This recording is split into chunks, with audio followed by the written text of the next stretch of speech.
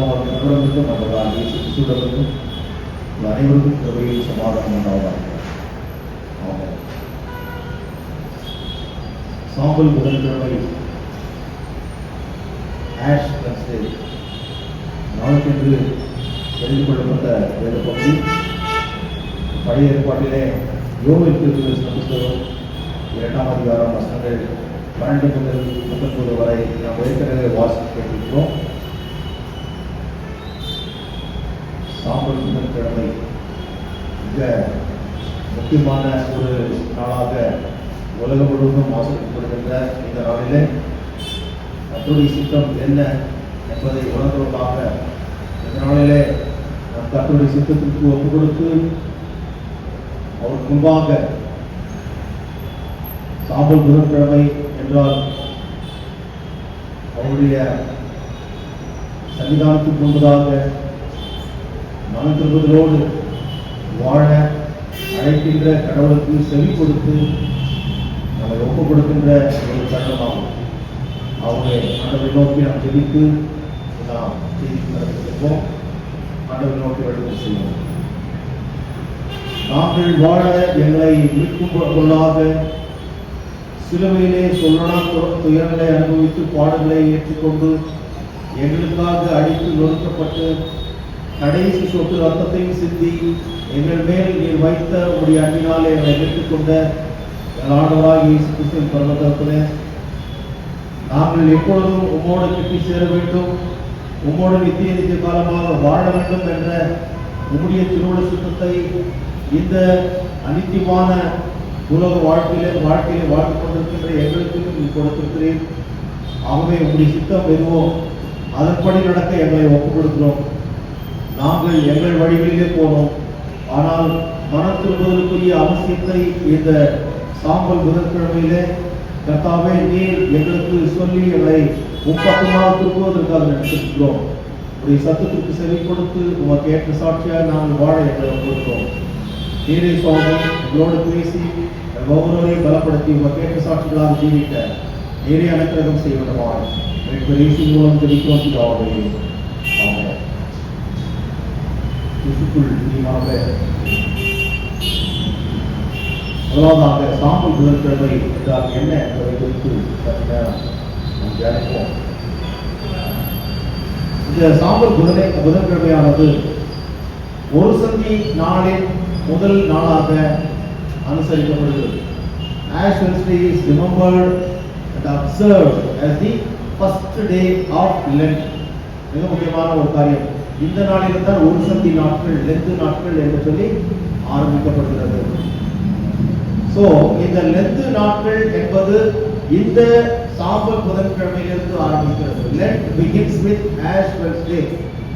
Ash Wednesday சாம்பல் புதன் என்று சொல்லும்போது நமக்கு முன்பாக நிற்பது சாம்பல். பிரியமானவர்களே, இது எவ்வளவு நாள் அனுசரிக்கப்படுகிறது என்று பார்க்கின்ற போது சுமார் 40 நாள் இது அனுசரிக்கப்படுகிறது. இந்த சாம்பல் புதன்கிழமையிலிருந்து பரிசுத்த வாரத்தின் கடைசி நாளாகிய பரிசுத்த சனிக்கிழமை வரைக்குமாய் 46 நாட்கள் வருகிறது. அதிலே 6 ஞாயிற்றுக்கிழமைகள் கழித்து 40 நாள் என்று வருகிறது. ஏனென்றால் ஞாயிற்றுக்கிழமை என்பது உயிர்த்தெழுதலின் நாள். அந்த நாளிலே நாம் உபவாசித்து கண்ணீர் விட்டு வேதனைப்பட்டு புலம்ப வேண்டிய அவசியம் இல்லை. மற்ற நாட்களிலே இது உபவாச நாள் என்று சொல்லி உலகம் முழுவதும் திருச்சபைகள் அனுசரிக்கிறது. இதை நம்முடைய Protestant church and also the Western Orthodox churches will celebrate this Ash Wednesday. So இது நம்முடைய பாரம்பரியத்துக்கு விரோதமான காரியம் அல்ல. உலகம் முழுவதும் இந்த 40 நாள் முக்கியமாக அதாவது உபவாச நாளாக இது அனுசரிக்கப்படுகிறது. உபவாசம் இருக்கிறவர்கள் இருக்கலாம், இல்லை என்று சொல்கிறவர்கள் அது நீங்கள் இருக்காமல் போகலாம். ஆனால் அந்த எண்ணத்தோடு நாம் வாழ வேண்டும் என்பதுதான் மிக முக்கியமான ஒரு காரியமாக இங்கே சொல்லப்படுகிறது. So the Lent at last leads us to Easter. கடைசியாக இந்த ஒரு சந்தி நாள் நம்மை உயிர்த்தெழுதல் நாளுக்கு என்று அழைத்து செல்கிறது. அதுதான் துவக்கத்திலே ஒரு கசப்பான ஒரு காரியத்தை நம்மிடத்துல காட்டினாலும் நாம் மனம் திரும்பி கர்த்தருடைய அந்த பாடலின் வழியாக அதை தியானித்து நாம் கடந்து செல்கின்ற போது கடவுள் உனக்காக எனக்காக பாடுபட்டு உயிர் தெழுந்ததை கடைசியிலே ஆசரிக்கத்தக்கதாக இது நம்மை அழைத்து செல்கிறது. So it is a spiritual preparation for us to see the experience and the efficacy of the Easter. இந்த உயிர் தெழுதலின் இந்த மகத்துவத்தை அறிந்து கொள்ளத்தக்கதாக ஆவிக்குரிய ஒரு ஆயத்தத்தை இந்த லெந்து நாட்கள் ஒரு சந்தி நாட்கள் நமக்கு ஏற்படுத்துகிறது என்று சொன்னால் அது முடியாது. இந்த நாளிலிருந்து, ஏனென்றால் ஒரு சந்தி நாளில் அதாவது ஒரு சந்தி காலத்தில் முதலாம் நாளாகி புதன்கிழமை, இந்த சாம்பல் புதன்கிழமையிலிருந்து தான் ஒரு சந்தி நாட்கள் ஆரம்பிக்கிறது. இது ஒரு காலம். பிரியமானவர்களே, 3 முக்கியமான விஷயங்கள் மூலமாக இதனுடைய அதாவது சாம்பல் புதனுடைய மகத்துவத்தை நாம் இங்கே புரிந்து கொள்ளத்தக்கதாக கடவுள் விசேஷமாக இந்த யோவேல் தீர்க்கதரிசன புத்தகத்தின் அடிப்படையிலே நமக்கு இந்த வசனத்தின் மூலமாக கடவுள் அவர் சொல்கிறார். முதலாவதாக பார்க்கின்ற போது ரிப்பெண்டன்ஸ் அண்ட் ரினிவல், மனம் திரும்புதலும் புதுப்பித்துக் கொள்ளுதலும். ஏன் நாம் மனம் திரும்ப வேண்டும், ஏன் நாம் நம்மை புதுப்பித்துக் கொள்ள வேண்டும் என்று பார்க்கின்ற போது, இந்த இவ்வளவு காலம் மனம் போன போக்கிலே நாம் சென்று கொண்டிருந்தோம், நம்முடைய மனம் போன போக்கிலே. ஆனால் உங்களுடைய மனம் போன போக்கிலே நீங்கள் செல்ல முடியாது. கர்த்தருடைய எதிர்பார்ப்புக்கு உங்களுடைய சித்தத்தை நீங்கள் திருப்ப வேண்டும், உங்களுடைய திட்டத்தை உங்களுடைய வாழ்வை திருப்ப வேண்டும் என்று சொல்லி அழைக்கின்ற ஒரு நாட்கள் தான் இது, இந்த ஒரு சந்தி நாட்கள். A call to repentance, to draw near to God. கர்த்தரிடத்துல கிட்டி சேர்கின்ற ஒரு காலமாக இது நமக்கு கொடுக்கப்பட்டிருக்கிறது. So let's shape our life. இது நம்முடைய வாழ்க்கையை ஒரு ஒரு கர்த்தருக்கு ஏற்ற ஒரு விதமாக அது நம்மை திருப்புகிறது. அது மாத்திரமல்ல, இது நம்முடைய அதாவது இருதயத்தையும் நம்முடைய சிந்தையையும் கர்த்தருக்கு நேராக அவருக்கு பிரியமாய் நடந்து கொள்ளத்தக்கதாக அது நம்மை உற்சாகப்படுத்துகிறது, ஊக்குவிக்கிறது. இந்த ஒரு சந்தி நாட்களிலே நம்முடைய ஐம்புலன்களையும் ஒடுக்கி கர்த்தரிடத்தில் சேருவதுதான் அந்த உபவாசத்தின் ஒரு அடையாளம். அதாவது உபவாசம் என்று சொல்லுகின்ற போது it is not simply foregoing a meal, a single square meal or அது 2 times per day. இப்படி என்று அல்ல, சாப்பாட்டை விடுவதனாலே அது உபவாசம் என்று அல்ல. நம்முடைய ஐம்புலன்களையும் ஒடுக்கி கர்த்தருடைய சித்தத்திற்கு ஒப்பு கொடுத்து மற்றவருடைய வாழ்க்கையிலே அவருடைய கஷ்ட நஷ்டங்களில் பங்கெடுத்து அவர்களும் வாழறதுக்காக அவர்களோடு நாம் ஒன்றுமில்லை, நாம் மண் என்று சொல்லி இப்படியாக வாழ்கின்ற ஒரு வாழ்வு தான் இந்த நாளில உபவாசமாக எடுத்துக்கொள்ளப்படுகிறது. So it provides a path for a renewed life in Christ. கர்த்தருக்குள்ளாக புதுப்பிக்கப்பட்ட ஒரு வாழ்க்கையை இந்த ஒரு சந்தி காலமானது நமக்கு உருவாக்கி கொடுக்கிறது. அது மட்டுமல்ல, ஏற்கனவே சொன்னது போல it leads the believer to participate in the sufferings, death and resurrection of our Lord and Savior Jesus Christ. கர்த்தருடைய விசுவாசிகளாகிய நம்மை ஆண்டவருடைய பாடுகள், மரணம், உயிர்த்தெழுதலுக்குள்ளாக அது நம்மை அழைத்து செல்கிறது. இந்த நேரத்தில் ஒரு சந்தி என்றால் என்ன என்பதை நாம் பார்த்தோம். அடுத்ததாக சாம்பல், ஆஷ் பார்க்கிற போது இந்த சாம்பல் என்றால் நமக்கு உடனடியாக தெரிவது என்ன? ஏதாவது தெரியுதா?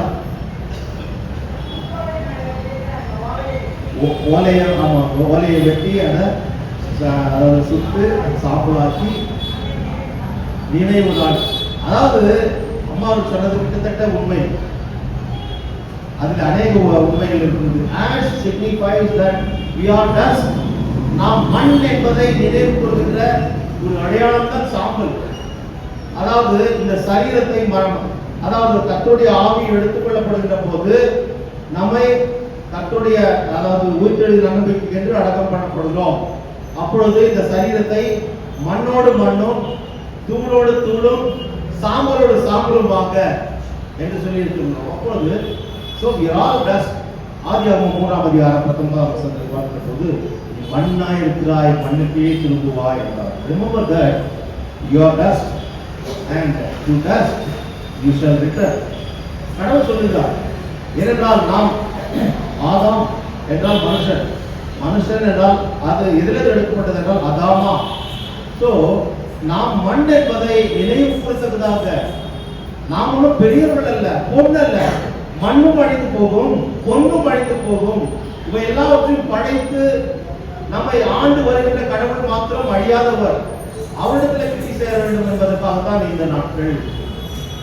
பிரியமானவர்களே, சாம்பல் என்பது வெறுமையின் அடையாளம். எசேக்கியேல் 28:18 பார்க்கின்ற பொழுது அது வெறுமையின் அடையாளமாக இருக்கிறது. சாம்பலுக்கு ஒன்றுமே கிடையாது.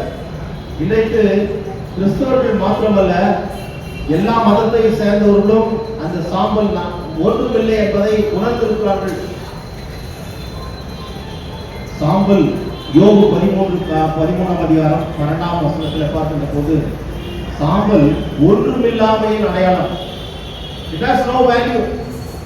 நமக்கு சொந்தமானவர்கள் அல்ல, கிறிஸ்துவினால் மீட்கப்பட்டவர்கள். He purchased us by shedding his precious blood. He paid the ransom and he bought to him. ஆண்டவர் உன்னையும் என்னையும் அவர் தன்னுடைய விலையேற்ற ரத்தத்தை சிந்தி நம்மை விலை கிரயம் கொடுத்து வாங்கி கொண்டார். ஆகவே நீயும் நாம் நமக்கு சொந்தமானவர்கள் அல்ல, கிறிஸ்துவுக்கு சொந்தமானவர்கள். அதை தான் ஒரு பக்தன் மிக அழகாக எழுதுவார். நம்முடைய பாடல் புத்தகத்தில் பார்ப்போம். நீ உனக்கு சொந்தம் அல்லவே மீட்கப்பட்ட பாவி, நீ உனக்கு சொந்தம் அல்லவே. நாம் நமக்கு சொந்தமானவர்கள், நாம் கர்த்தருக்கு சொந்தமானவர்கள். அது மாத்திரமல்ல, பிரியமானவர்களே, சாம்பல் 2 சாமுவேல் 13:19 பாருங்கள். சாம்பல் என்பது துக்கத்தின் அடையாளமாக இருக்கிறது. தாமாருடைய, அதாவது இயேசு கிறிஸ்துவுடைய அந்த ஜனனத்தின் அந்த ஜெனியாலஜி பார்க்கின்ற போது தாமாருடைய பெயர் இடம்பெற்றிருக்கும். தாமார் என்றால் ஒரு, அதாவது வஞ்சிக்கப்பட்ட ஒரு வாழ்க்கையில் வாழ்ந்த ஒரு பெண், அவளுடைய பெயரும் இடம்பெற்றிருக்கிறது. தாமார் தன்னுடைய துக்கத்தை வெளிப்படுத்தும் வண்ணமாக சாம்பலை தன் தலையிலே வாரி போட்டுக் கொண்டாள். வீட்டில் போய் படியுங்கள். 2 சாமுவேல் 13:19 அது இருக்கிறது. அது மாத்திரமல்ல, பிரியமானவர்களே, இப்பேற்பட்ட, அதாவது வெறுமையான, ஒன்றுமில்லாத துக்கத்தின் அடையாளமாக இருக்கின்ற இந்த சாம்பல் போன்ற ஒரு வாழ்க்கை உடைய நாம் நம்மை ஒப்புக் கொடுக்க வேண்டும். எப்படி ஒப்புக் கொடுக்க வேண்டும் என்றால், அன்னாள் தன் குழந்தையை கடவுளை சுத்தத்திற்கு ஒப்புக் கொடுத்தது போல 1 சாமுவேல் 1:28 வரம் கேட்டு அழுது புலம்பி கர்த்தருடைய சன்னிதானத்தில் தன்னை ஊற்றி ஒரு பிள்ளை வேண்டும் என்று கேட்டு சாம்பலை பெற்றுக் கொண்டாள். அந்த சாம்பலை கர்த்தருக்கு ஒப்புக் கொடுத்தாள். அவன் வாழ்கின்ற நாளெல்லாம் மாலையில் தங்கியிருந்து கர்த்தருக்கு ஊழியம் செய்ய வேண்டும் என்று சொல்லி ஒப்புக் கொடுத்தாள். அதே போல நாம் ஒப்புக் கொடுக்க வேண்டும். அதுதான் மனம் திரும்புதலே அடையாளமாக இங்கே பார்க்கிறோம். அதே போல நம்மை கடவுளை சுற்றுக்கு ஒப்புக் கொடுத்து வெறுமையாக்குவதுதான் ஒரு சந்தி நாட்கள்.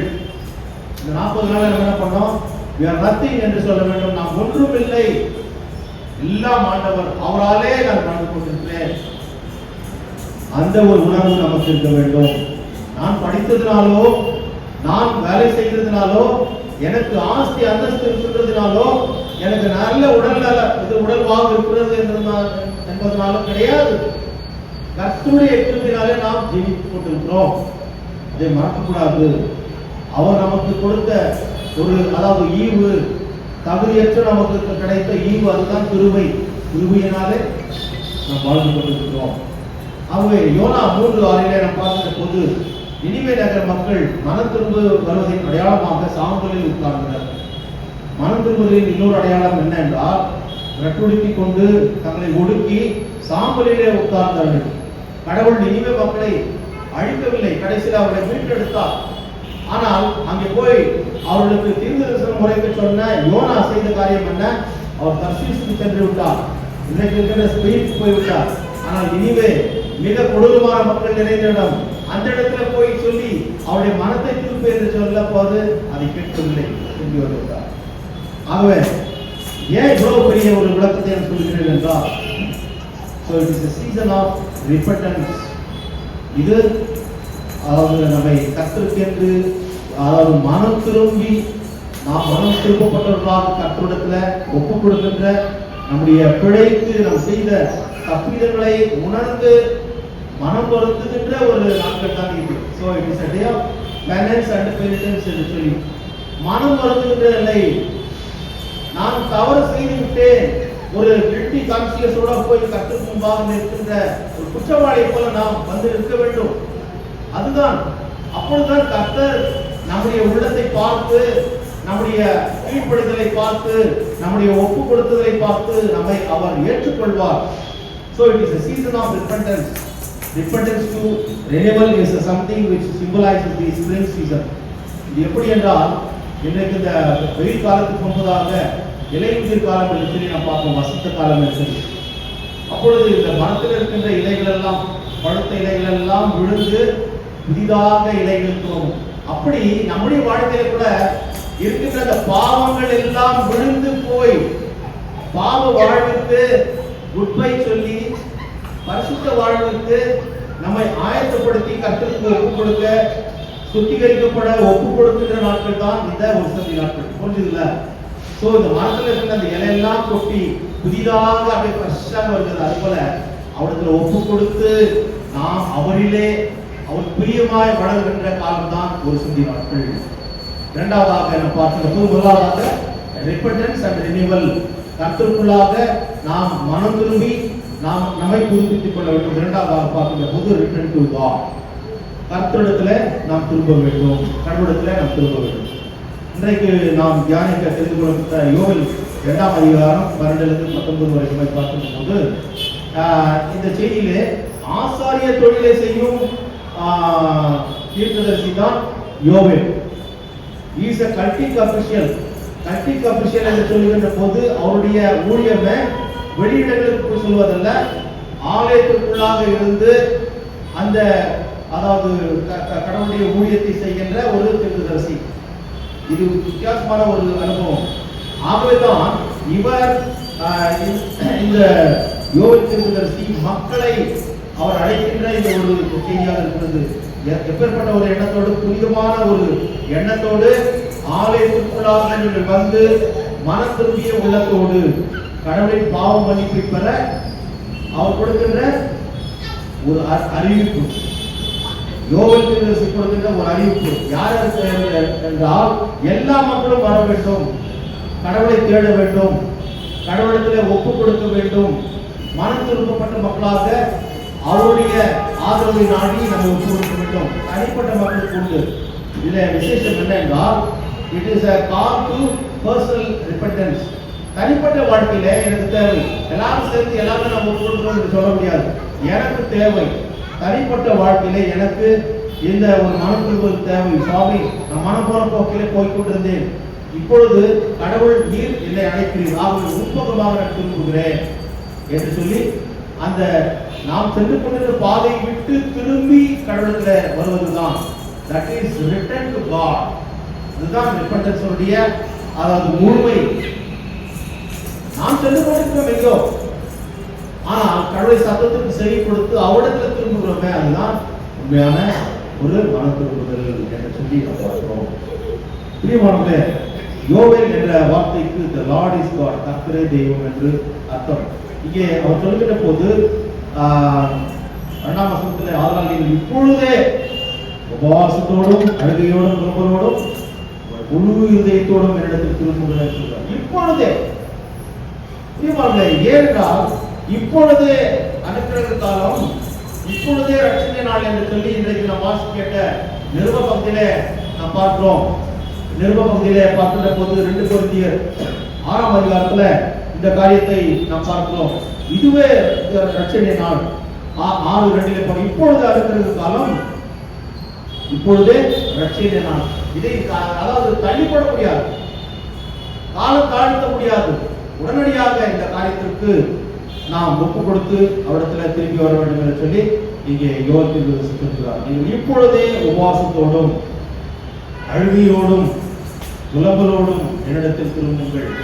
அதான் return to God. என்னிடத்தில் திரும்புங்கள் என்று சொல்லி கடவுள் இங்கே சொல்கிறார்.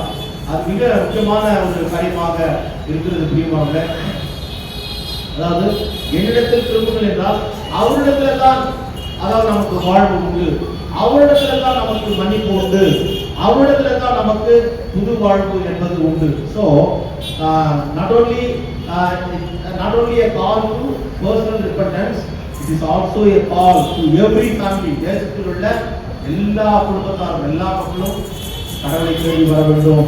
They have to gather together in Zion. சீயோனிலே அவர்கள் கூட வேண்டும். அதைத்தான் அந்த அடுத்த வசனத்தில் பாருங்கள், நீங்கள் உங்கள் வஸ்திரங்களை இல்லை உங்கள் இருதயங்களை கிழித்து தேவனாகிய கர்த்தரிடத்துல திரும்புங்கள். இது எந்த இடத்துல என்றால் 15ஆம் வசனத்தில் பாருங்கள், சீயோனிலே எக்காலம் ஊதுங்கள், பரிசுத்த உபவாச நாளை கூறுங்கள். இந்த 12ஆம் வசனத்திலும் அந்த உபவாச நாள் என்று இருக்கிறது. இங்கே 15ஆம் வசனத்தில் கூட அது மறுபடியும் சொல்லப்பட்டது, பரிசுத்த உபவாச நாளை நியமிங்கள் என்று சொல்லி. சீயோன் என்று பார்க்கின்ற போது அது எருசலேம் ஆலயம். பிரியமானவர்களே, இன்றைக்கு அது நம்முடைய ஆலயமாக இருக்கிறது. ஒவ்வொருவரும் தொழுது கொள்கின்ற நீயும் நாம் கூடி வருகின்ற ஆலயம் தான் சீயோன். இங்கே கூடி வந்து ஆகவே தான் இங்கே நாம் ஒரு மனதோடு கூடி வந்து கர்த்தருடைய சன்னிதியில் சேர்ந்து அந்த மனம் திரும்புவதற்காக நாம் செய்த பாவங்களுக்காக கர்த்தரிடத்தில் சேர்க்கின்ற ஒரு அனுபவத்தை இதன் மூலமாக நாம் பெற்றுக் கொள்கிறோம். எபிரேயர் 12ஆம் அதிகாரம் 22ஆம் வசனத்தில் பார்க்கிறோம். அதாவது today's New Testament context denotes the church of God. ஆகவே இன்றைக்கு நீயும் நாம் தொழுது கொள்கின்ற திருச்சபை தான் சீயோன். ஒரு காலத்தில் அது எருசலேமிலே இருக்கின்ற மலையிலே கடவுள் வாழ்கின்ற இடம். மலை சிகரங்களில் உயர்ந்த மலை சிகரங்களில் இருந்த ஒரு இடத்துல தான் அந்த எருசலேம் கட்டப்பட்டது. ஆனால் இன்றைக்கு இயேசுவிடத்தில் சமாரியை கேட்கின்ற போது எருசலேமிலே கடவுள் வந்து சேர்கிறார் என்று சமாரியாவிலே சொல்கிறார்கள். இன்னொரு பக்கம் பார்க்கின்ற போது எருசலேமிலே தான் கடவுள் இருக்கிறார் என்று சொல்கிறார்கள் என்று அவர் கேட்கின்ற போது அவர் சொல்லுகிறார், கடவுளை எங்கும் தொழுது கொள்ளும் காலம் வரும் என்று சொல்லி. இன்றைக்கு அந்த நிலை தான் நமக்கு. நாம் எருசலேம் போகவில்லையே, நாம் சமாரியா போகவில்லையே, கிறிஸ்துவுக்கு போகவில்லையே, ஆனால் எங்கே தொழுது கொள்கிறோம்? அதாவது புதிய ஏற்பாட்டின் காலத்துல, ஆதி அப்போஸ்தலர் காலத்துல சுவிசேஷம் அறிவிக்கப்பட்டு வீடுகள் தோறும் திருச்சபைகள் எழுப்பினது. இப்படியாக தான் திருச்சபையுடைய இந்த வரலாறை பார்க்கிறோம். இன்றைக்கு கடவுள் நமக்கு 113 வருடங்களுக்கு முன்னதாக கொடுத்த இந்த பரிசுத்த பவுல் லுத்தரன் திருச்சபையிலே நாம் அங்கத்தினர்களாக அவரை ஆராதிக்க தொழுது கொள்கின்ற மக்களாக அவருடைய சாட்சிகளாக நாம் வாழ்ந்து கொண்டிருக்கிறோம். ஆகவே பிரியமானவர்களே, இங்கே பார்க்கணும், உங்களுடைய வஸ்திரங்களை அல்ல உங்கள் இருதயங்களை கிழித்து இடத்துல திரும்புங்கள். இதனுடைய அர்த்தம் என்ன என்று பார்க்கின்ற போது, rending your heart, not your clothing. வஸ்திரத்தை அல்ல உங்கள் இருதயத்தை கிழித்துக் கொண்டு இடத்துல திரும்புங்கள் என்று சொல்லுகின்ற போது இன்றைக்கு நாம் வாசிக்கின்ற சங்கீதத்தில் அதை பார்க்கிறோம். சங்கீதம் 51:1-13 அதனுடைய அந்த தலைப்பிலே பார்க்கின்ற போது முதலாம் வசனத்துக்கு அந்த தலைப்பு போட்டுறாங்க. அதையே பத்சேபாவிடத்தில் தாவீது பாவத்திற்கு உட்பட்ட பின்பு நாத்தான் தீர்க்கதரிசியிடத்தில் வந்து அவன் பாவத்தை உணர்த்தின போது பாடி ராகத்தலைவருக்கு ஒப்புவிட்ட தாவீதின் சங்கீதம். பத்சேபாவிடத்தில் அவன் விபச்சாரம் செய்தான், பாவம் செய்தான். ஆகவே கடவுள் அதாவது ஒரு அப்பாவியை கொன்று உரியாவை கொன்று அவருடைய மனைவி எடுத்துக்கொண்டதை மிக கடுமையாக அவர் அவருடைய கோபாக்கினை சகித்துக் கொள்ள முடியாதபடிக்கு இவர் தவிக்கிறார்.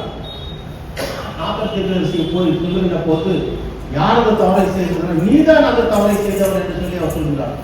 அப்பொழுது உடனே உணர்ந்து கர்த்தரிடத்தில் திரும்புகின்ற ஒரு மனுஷனாக பார்க்கிறோம்.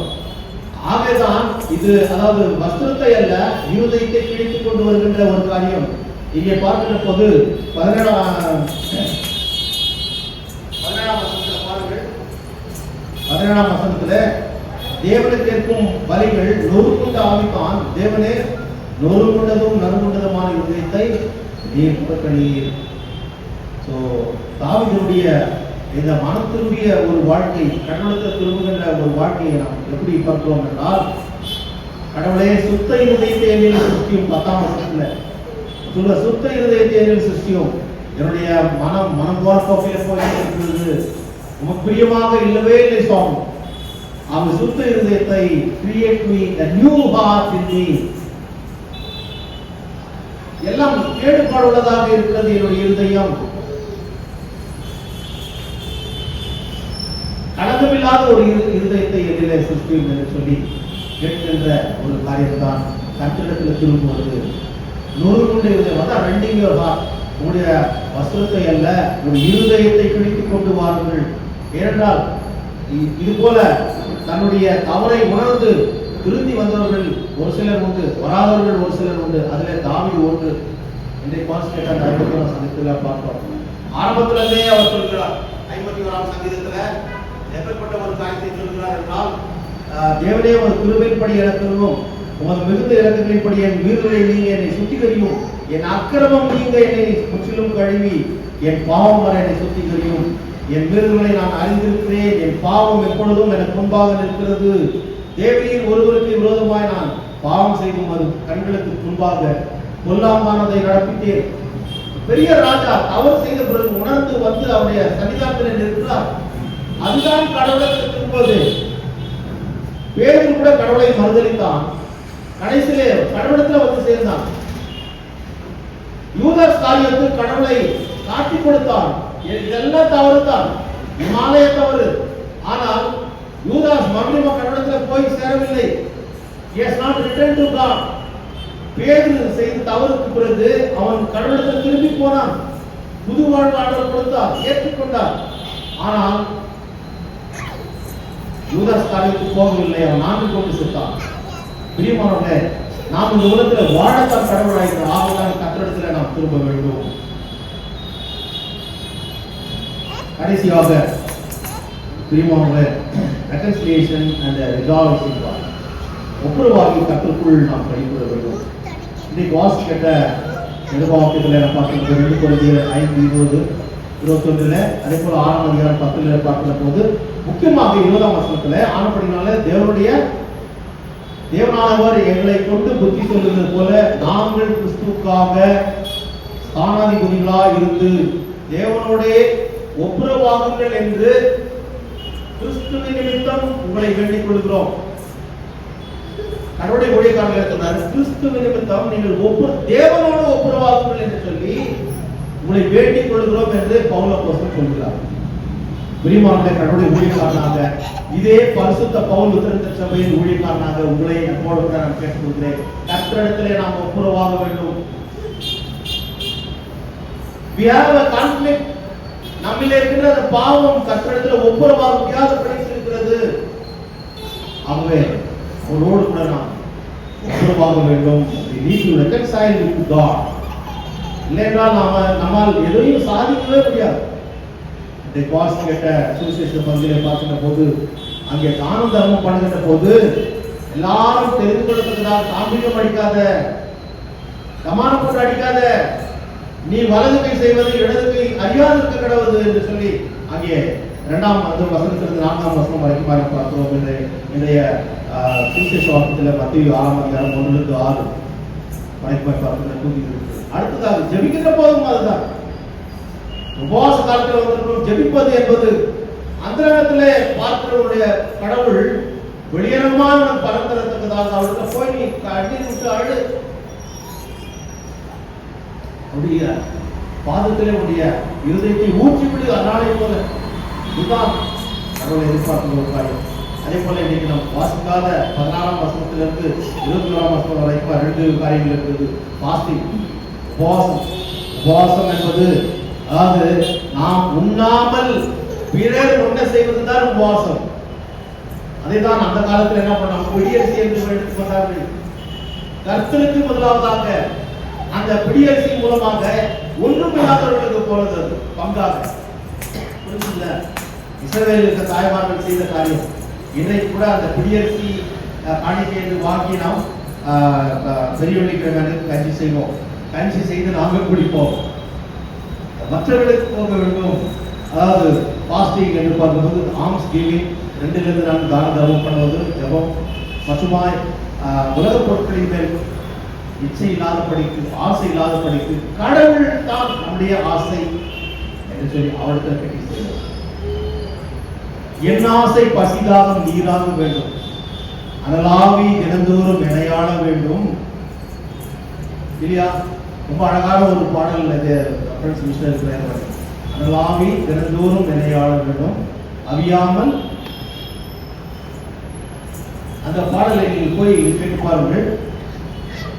அருள் மாறி என்னை பொழிந்து என்னை மாற்றுகிறது, கனிவோடும் பணிவோடும் கற்றுக்காக துணிவோடு சாட்சி பகர்வோம் என்று அந்த பாடல்கள் அனலாகி வெறுந்தோறும் நினைவாளர்கள். பரிசுத்த ஆவியானவர் நம்மை ஆழ்ந்ததாக அவருடைய திட்டத்துக்கு நாம் ஒப்புக்கொள்கின்ற ஒரு வாழ்க்கை தான் இந்த சாம்பல் புதன் கிழமையிலே நாம் எடுக்கின்ற ஒரு நல்ல தீர்மானமாக இருக்க வேண்டும். அந்த தீர்மானத்தின்படி வாழ்கின்ற போது கர்த்தர் நம்மை பிரியமா இருந்து நாம் செய்த தப்பிதங்களை மன்னித்து பிள்ளைகளாக நாம் ஏற்றுக்கொள்கிறார். ஆகவே நாம் நீதிமான்கள் என்று சொல்ல அல்ல, நாம் குறைவுள்ளவர்கள் என்பதை உணர்ந்து நம்மை தாழ்த்தி அவருடைய பாதத்தில் ஒப்புக்கொள்ளும் போது கடவுள் நம்மை ஏற்று நம்முடைய தாழ்விலே நம்மோடு அவர் பயணம் செய்து நம்மை உயர்த்தி அலங்கரிக்கின்ற தேவனாக இருக்கிறார். ஆகவே இந்த தேவனிடத்தில் ஒப்பு கொடுத்து தொடர்ந்து அவர் சாட்சியாக தெரிவித்த கடவுளாக செய்வாராக. அவன் லாபத்திற்கான தெய்வீக சுமாரம் சிந்தனை கிறிஸ்துவுக்குள்ளாக